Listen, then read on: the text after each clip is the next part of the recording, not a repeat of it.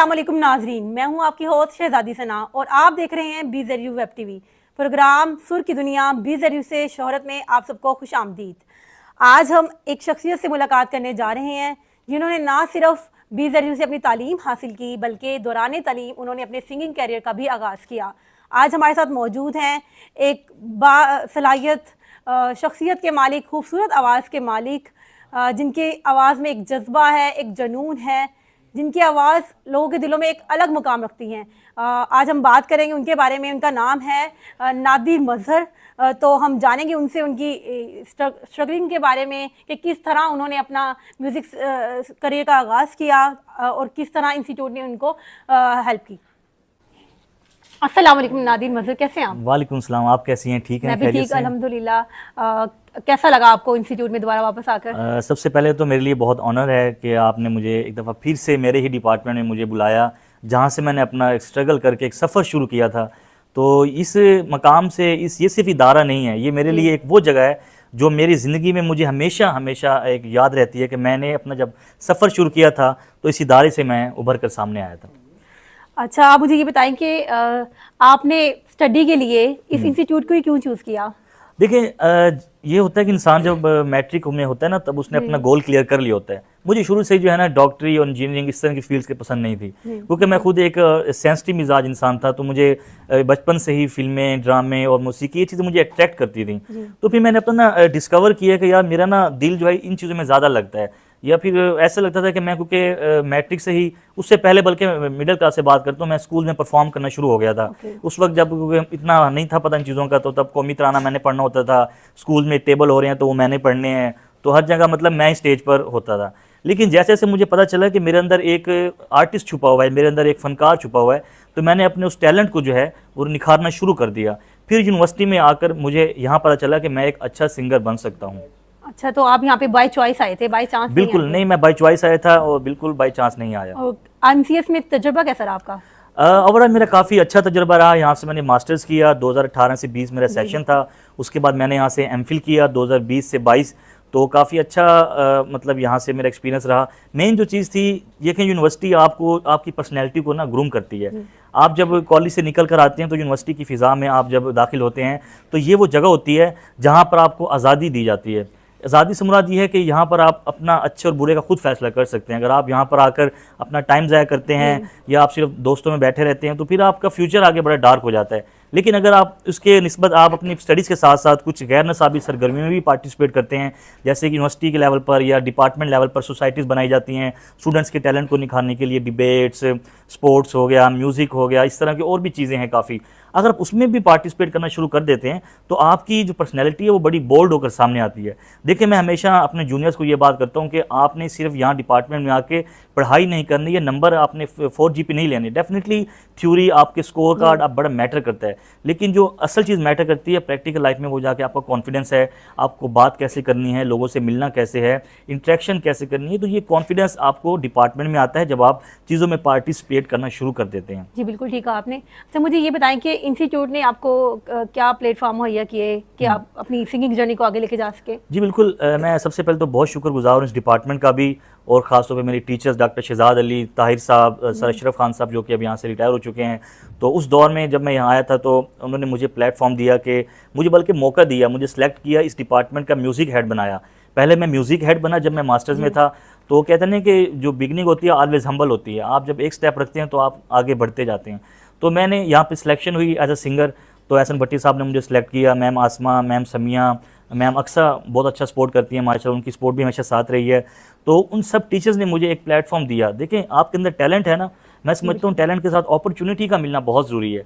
जब आपको अपॉर्चुनिटी मिलती है, आपको प्लेटफॉर्म मिलते हैं, तो आपकी जो स्किल है वो निखर के सामने आती है। और डेफिनेटली इस डिपार्टमेंट का मैं जितना शुक्र अदा करूँ बहुत कम है, क्योंकि यहाँ मुझे वो प्लेटफॉर्म दे दिया गया कि जब मेरे सामने 100 लोग थे, लेकिन आज जब मैं गाता हूँ तो मेरे सामने हज़ारों का समंदर होता है। और ये मेरे लिए डेफिनेटली मेरा एक पहला मकाम है जहाँ से मैंने अपना सफ़र शुरू किया था। अच्छा, मुझे ये बताइए, आपने इंस्टीट्यूट में आपको सपोर्ट किया, आपने जो पहली अपनी परफॉर्मेंस थी, कौन से इवेंट था इंस्टीट्यूट का जिसमें आपने गाया?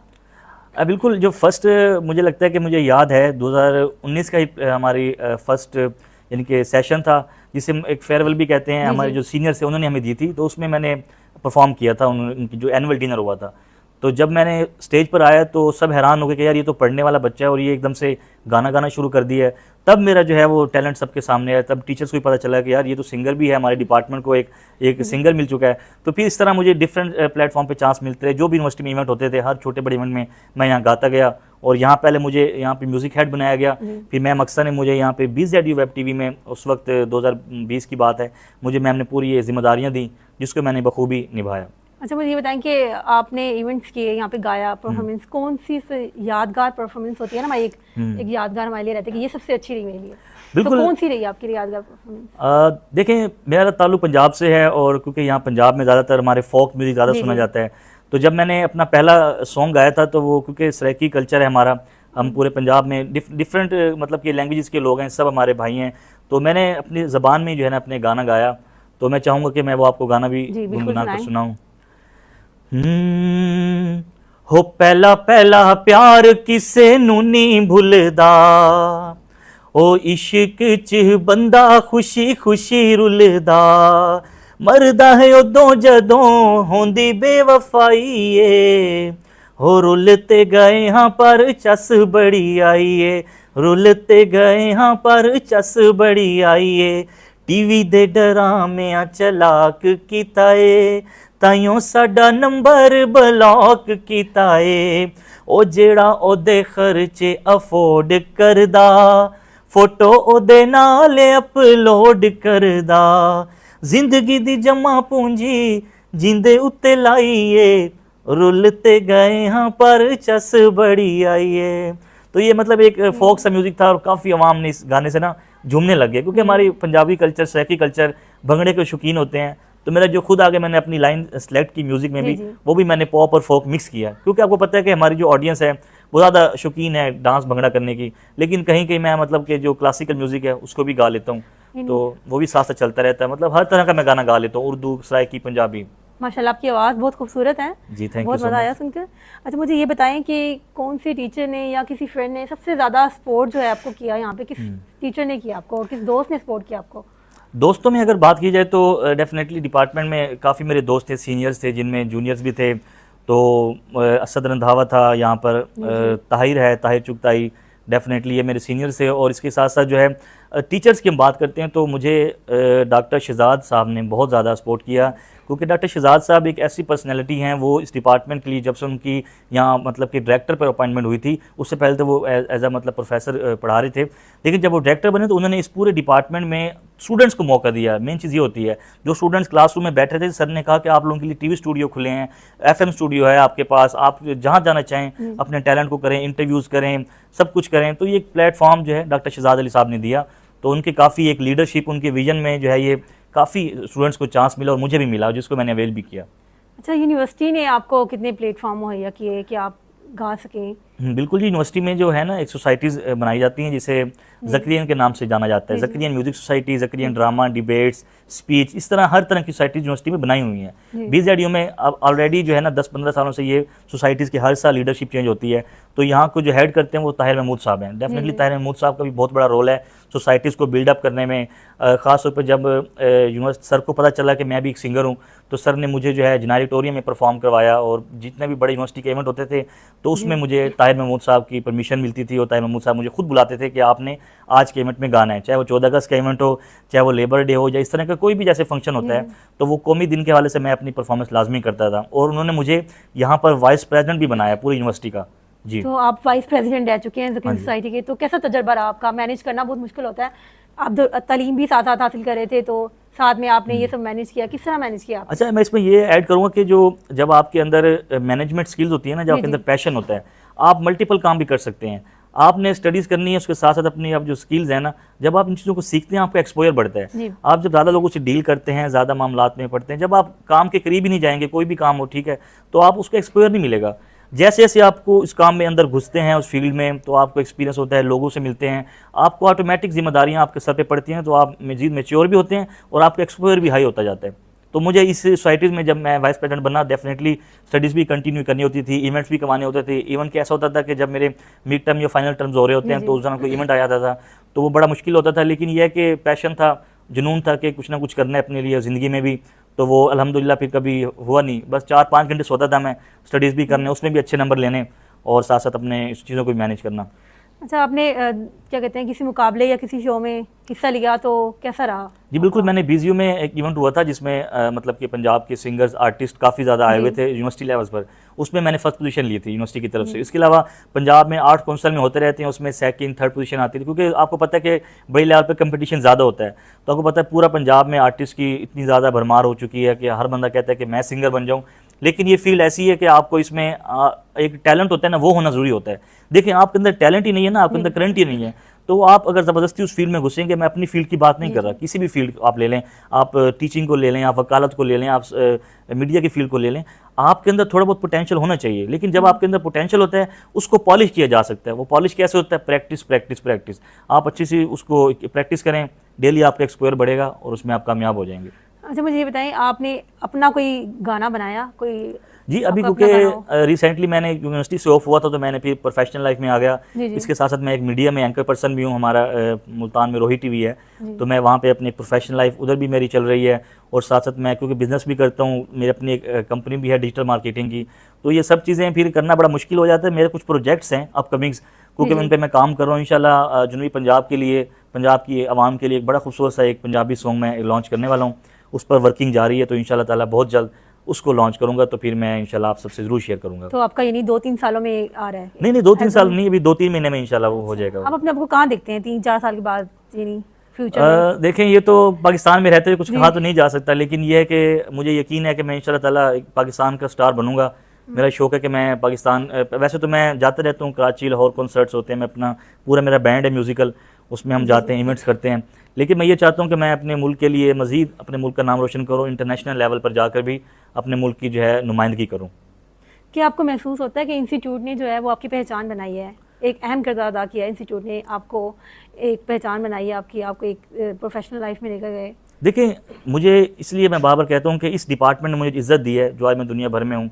अगर मुझे यहाँ एक प्लेटफॉर्म पे चांस ही ना दिया गया होता तो मेरा ख्याल है शायद मैं आगे ज़िंदगी में अपना वो टैलेंट ना दिखा पाता। इंसान जब शुरू करता है तो उससे मिस्टेक्स होती हैं, कोई भी इंसान परफेक्ट नहीं होता। जब आप ऐसा ऐसा उस चीज़ को प्रैक्टिस करते रहते हैं, आपको प्लेटफॉर्म मिलते रहते हैं, अपॉर्चुनिटी मिलना बहुत ज़रूरी है। अगर आपको अपॉर्चुनिटी नहीं मिलती तो आपका टैलेंट जो वेस्ट हो जाता है। तो इस डिपार्टमेंट का मैं इसलिए जो है मरहून मिन्नत भी रहा हूँ। मेरे लिए ऑनर भी होता है कि जब भी डिपार्टमेंट मुझे बुलाता है तो मैं अपनी तमाम ज़ाती मसरूफियात छोड़कर डिपार्टमेंट हाजिर होता हूँ, क्योंकि कहते हैं कि जो हम क्योंकि देसी लोग हैं, हम कहते हैं कि जहाँ का नमक खाए हो तो वहाँ जो है आपको वफादार रहना चाहिए। तो ये डिपार्टमेंट हमेशा मेरे लिए जो है एक इज़्ज़त का मकाम दिया, इसने मुझे पूरी दुनिया में आज जहाँ भी मैं जाता हूँ, पाकिस्तान के मुख्तलिफ शहरों में, मैं कराची भी गया हूँ, लाहौर भी, इस्लामाबाद भी, अल्लाह का शुक्र है पाकिस्तान लेवल पर मैं गा चुका हूँ।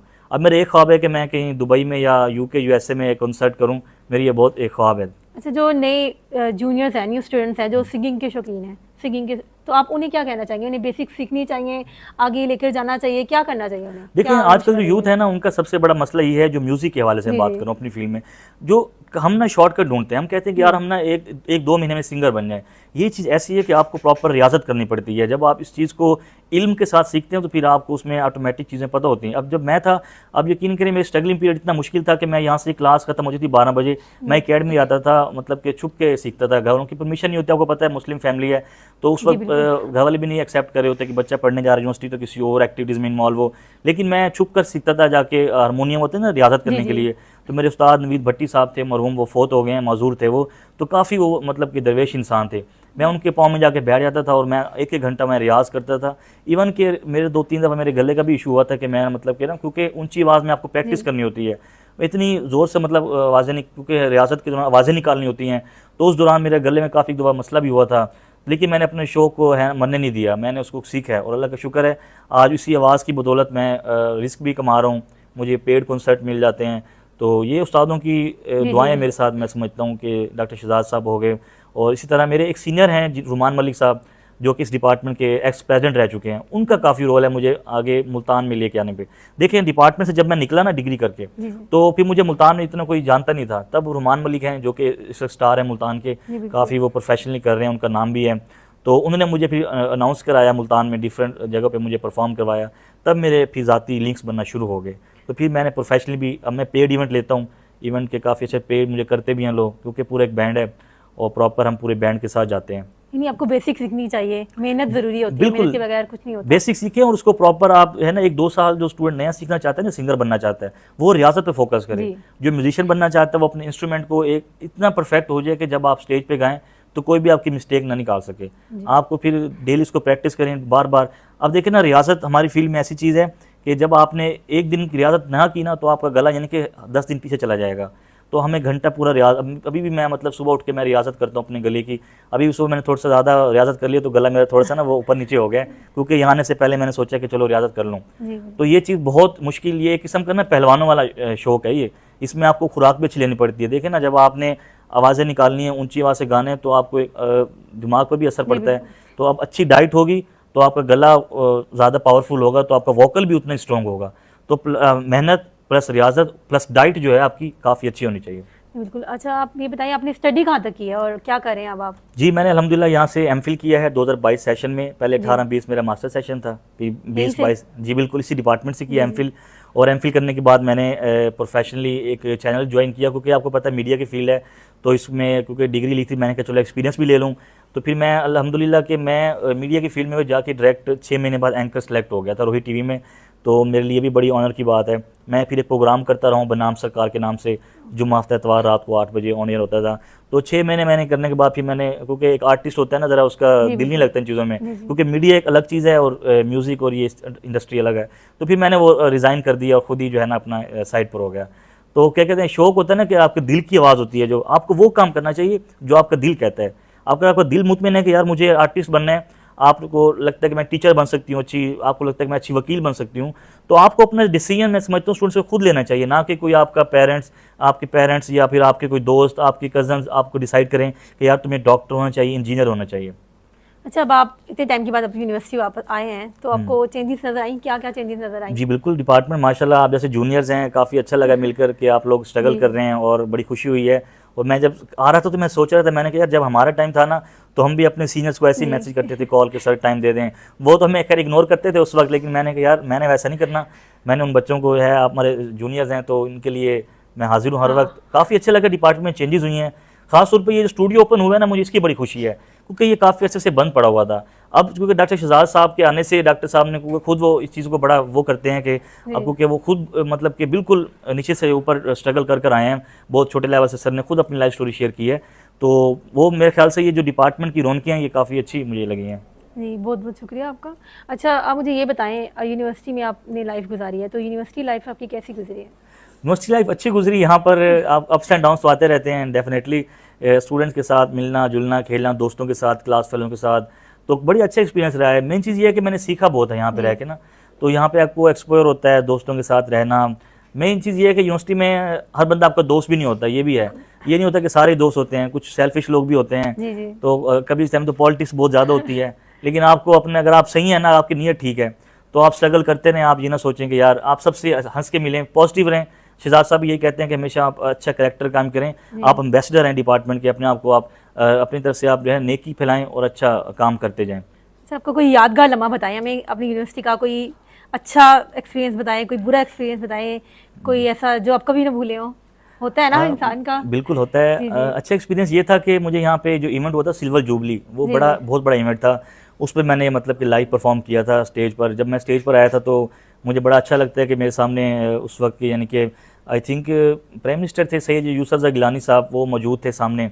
तो उनके सामने परफॉर्म किया। काफ़ी जो हमारे एलुमनाई थे, मतलब 1992 से लेकर जितने भी सीनियर्स हमारे बड़े बड़े ओहदों पर फाइज हैं, वो वहाँ पर जो है मौजूद थे। तो उनके सामने मैंने जब गाया तो मुझे बड़ी अप्रिसिएशन मिली और स्टूडेंट्स ने मेरी वो परफॉर्मेंस काफ़ी लाइक की। तो वो मेरे लिए एक बड़ा ज़िंदगी का खुशगवार लम्हा था, वो सिल्वर जुबली में परफॉर्म करना। और सीनियर्स का रवैया आपके साथ क्या था? देखिए, मैं सब अल्हम्दुलिल्लाह मैंने किसी से जो है ना मतलब कैसा था ना कि हेट करना या हसद करना, मैं हमेशा अपने आप को पॉजिटिव रखता था। मैं हम सीनियर से हमेशा जो है रिस्पेक्ट से मिलता था और कभी मैंने किसी और ना ही मुझे कोई जो है इस तरह, क्योंकि देखे ना आर्टिस्ट से खुद ही एक सेंसिटिव होता है। अल्हम्दुलिल्लाह मैं पहले सेंसिटिव था, ना मुझे किसी पॉलिटिक्स में पढ़ना आता था। मैं अपनी दुनिया में मस्त रहता था, सीधी सी बात है। अपना म्यूजिक करना, आना, अपना टेस्ट देना और चले जाना। तो बस ये मेरा यहाँ पे ऐसा एक्सपीरियंस था। मेरी ना किसी से लड़ाई हुई थी आज तक, ना कभी मैंने किसी से मिसबिहेव किया। तो बाकी टीचर्स ने इतना अच्छा यहाँ पे मुझे ट्रेनिंग दी, जो मेरी ट्रेनिंग की बिल्ड किया, मेरा कैरेक्टर बिल्ड किया, एक पर्सनैलिटी बिल्ड की। तो थैंक यू सो मच है उनका, बहुत शुक्रिया उनका कि इतना अच्छा मुझे यहाँ पर प्लेटफॉर्म दिया। अच्छा, आप मल्टी टैलेंटेड है, जैसे आपने बताया कि आप न्यूज़ एंकर भी रह चुके हैं रूई में, अब बल्कि आप काम कर भी रहे हैं ना जी वहाँ पे। बिल्कुल बिल्कुल। और इसके अलावा आप डिजिटल मार्केटिंग के सीईओ भी हैं, हाँ बिजनेस जी। कर रहे हैं, तो उसमें लाइफ में आपका कैसा तजर्बा जा रहा है आपका? देखिए प्रोफेशनल लाइफ, अब मैं क्योंकि एक सिंगर भी हूँ और एक जी, मैं हस्बैंड भी हूँ और फादर भी हूँ, यानी जी, कि अपने बच्चे का बाप भी हूँ जी, और अपनी वाइफ का शोहर भी हूँ, तो हर जगह रोल डिफरेंट होता है। तो आपको जब एक प्रोफेशनल लाइफ से हटकर आप इसमें आते हैं, आपकी एक पर्सनल लाइफ भी होती है, उसमें बड़ी जिम्मेदारी होती हैं, आपको जी। अपने एक्सपेंसेस को बेयर करना होता है, अपने बच्चों की फैमिली की कफालत करनी होती है। तो डेफिनेटली उसके लिए मैं अपना एक बिज़नेस लॉन्च किया है, डिजिटल मार्केटिंग, जिसमें अपनी कंपनी बनाई है, उसको रजिस्टर्ड करवाया और सोशल मीडिया की सर्विसेज दे रहे हैं, जिसमें एड्स, कैंपेन, आप डिजिटल मार्केटिंग की तमाम सर्विसेज मैं उस कंपनी में दे रहा हूँ। तो अल्हम्दुलिल्लाह मेरा वो भी अच्छा चल रहा है काम, साथ साथ ये म्यूज़िक भी कर लेता हूँ। तो अपनी लाइफ को फुल इंगेजमेंट मतलब रखा हुआ है, एक मिनट का भी टाइम नहीं होता फ्री रहने का ना। आपने यूनिवर्सिटी से क्या सबक सीखा? यूनिवर्सिटी आपको सिखाती है, हर मोड़ पे सिखाती है, कुछ ऐसा सबक सीखा हो आप दूसरों को भी कहना चाहें कि आप ये सब? अच्छा, यूनिवर्सिटी से आप खुद कुछ सीखें, आप जी, खुद जी। ऑब्जर्व करें कि यार आपने ना यहाँ से क्या सीखा। आपको यहाँ पे मुख्तलिफ रवैये मिलेंगे, जी, जी। आपको डिप्रेशन भी मिलता है सम टाइम जब आपके नंबर्स कम होते हैं, आप एक कंपटीशन होता है, यार डिग्री मेरी जो है ना वो नंबर होंगे तो आगे मुझे जॉब मिलेगी। आपने इन सब चीज़ों से बिल्कुल रिलैक्स हो जाना है, आपने सिर्फ मेहनत करनी है और उसके बाद आपने रिजल्ट्स जो हैं वो अल्लाह पे छोड़ देने हैं। जब आप अपनी चीज़ें अल्लाह पे छोड़ देते हैं तो उसका रिजल्ट आपको बहुत अच्छा मिलता है, लेकिन आपकी नेक नीति बहुत मैटर करती है, आपकी पॉजिटिविटी।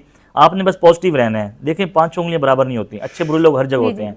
अगर आप सही है ना तो बस आपने अपने आप को पॉजिटिव रखना है और आपने हमेशा अपने आप को इस डिपार्टमेंट का एम्बेसडर बनाना है कि यहाँ से आपने पीस, अमन और पॉजिटिविटी और मोहब्बत का दर्स जो है वो लेकर निकलना है। और मुझे भी यहाँ से ये चीज़ें मिली क्योंकि मैं सोशल एक्टिविटीज़ में भी इंगेज होता था, यहाँ पे एनजीओज़ वगैरह आती थी, उनमें भी पार्टिसिपेट करता था। मतलब ये नहीं था कि मैं अपने फारिग रहता था, नहीं, कहीं भी मुझे कुछ सीखने का मिला ना मौका तो मैं पहुंच जाता था सीखने के लिए। एक अच्छी बात कि अमन से रहना है, आपने पीसफुल रहना है, तो ये कायदा ने भी यही कहा है कि पीसफुल रहें। तो ये चीज़ें वही बातें होती हैं यूनिवर्सिटी में भी। आपको आके यहाँ पर एक्सपीरियंस ये मिलता है कि प्रैक्टिकली आपको सामने बहुत सारी चीज़ें आती हैं, आपको अच्छे दोस्त भी मिलते हैं, आपको बुरे दोस्त भी मिलते हैं, हर तरह के लोग मिलते हैं। तो टीचर्स की बात रिस्पेक्ट करनी चाहिए अपनी और पेरेंट्स की, इससे आपको जो है आगे मकाम मिलता है। अच्छा, मैं आपसे ना क्वेश्चन करूंगी, आपने जल्दी जल्दी जवाब देने हैं, ठीक है। ठीक है? सबसे पहले, अगर आप सिंगर ना होते तो क्या होते?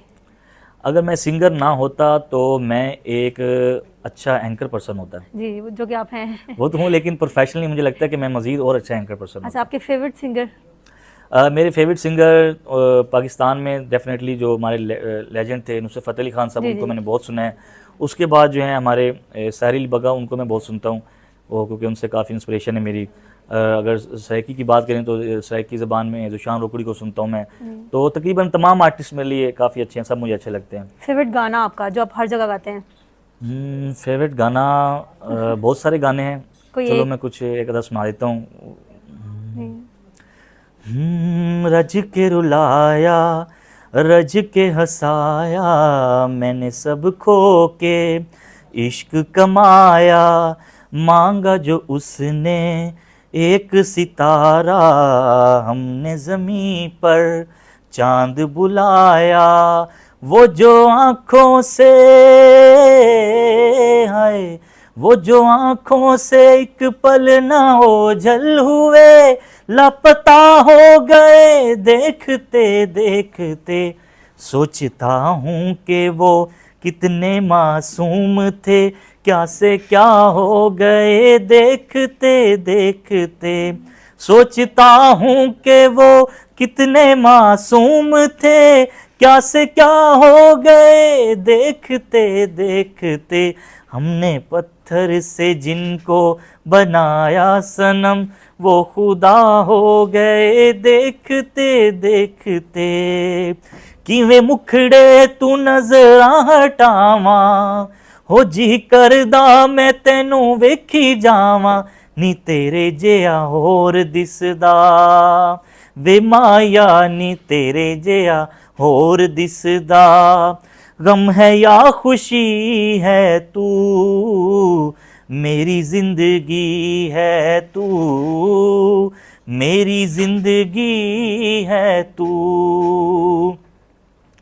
आप बैठे हैं बालिम पे मेरी, मौत का जोर चलता नहीं है, आप बैठे हैं बालिम पे मेरी, मौत का जोर चलता नहीं है, मौत मुझको गवारा है, लेकिन क्या करूं दम निकलता नहीं है।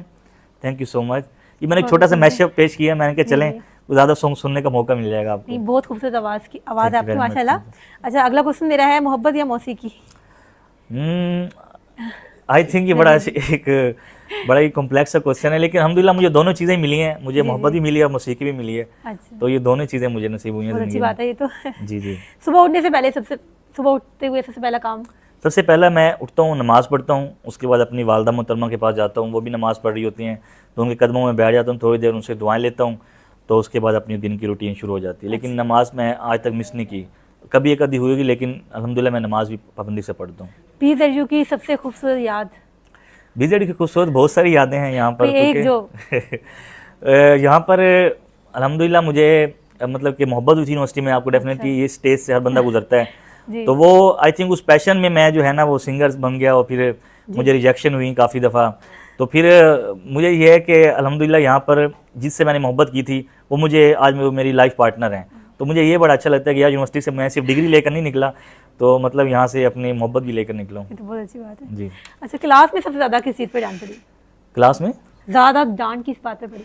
मैं शरारती बहुत ज़्यादा था, क्योंकि मतलब कि मैं आराम से नहीं बैठता था, एक बेचैन रूह था, तो मैं काफ़ी मस्तियाँ करता था, टीचर्स के साथ भी मजाक करता था, तो टीचर्स ये कहते थे कि यार तुम फोकस किया करो, कॉन्सनट्रेट किया करो, तो मतलब मैं ज़रा सीरियस होकर नहीं रहता था, बड़ा शरारती सा बच्चा था, जी जी। तो ये सीन था जी।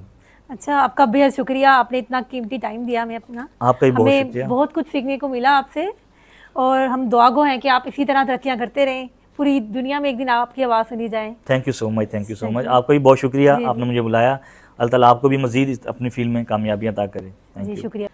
नाज़रीन, ये था हमारा आज का प्रोग्राम सुर की दुनिया BZU से शोहरत तक, जहाँ हमने नादिर मजहर से खूबसूरत बातें की, उनकी लाइफ के बारे में जाना। मैं हूँ आपकी होस्ट शहजादी सना। दोबारा मिलेंगे आपसे एक और हुनरमंद शख्सियत के साथ। तब तक के लिए अल्लाह हाफिज़। हमारे साथ बने रहे।